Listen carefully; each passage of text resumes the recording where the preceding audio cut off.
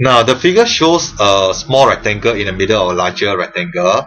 The shaded area is 28 cm square. We're supposed to find the area of the small rectangle. Okay.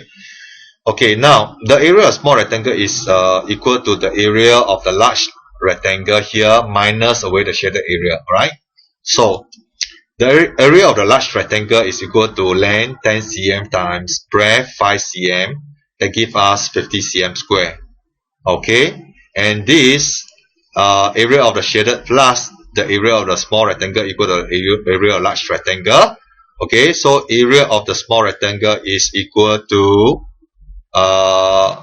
areas of the large rectangle 50 cm square minus 28 cm square.